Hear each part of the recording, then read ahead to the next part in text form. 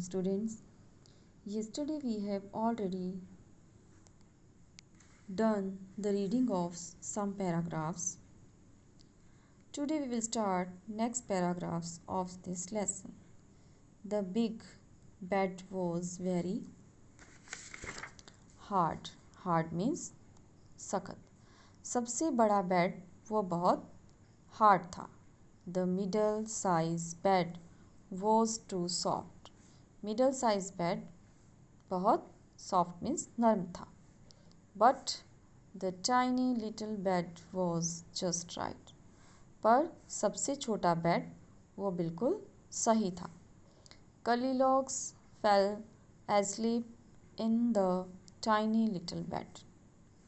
Curlylocks सबसे छोटे bed में सो गई.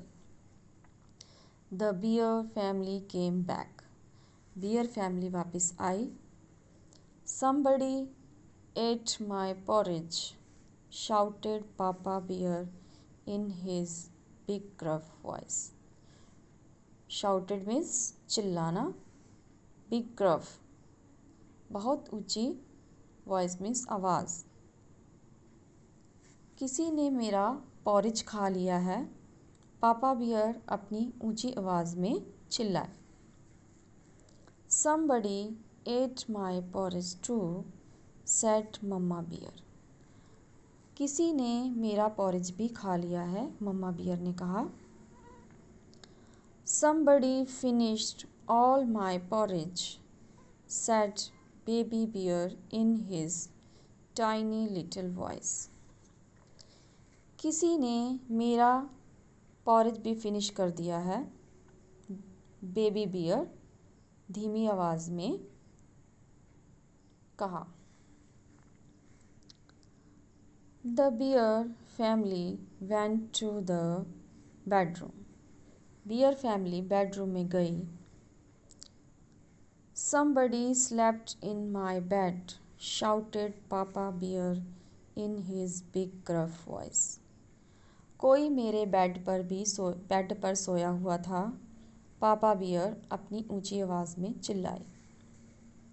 Somebody slept in my bed too, said mama beer.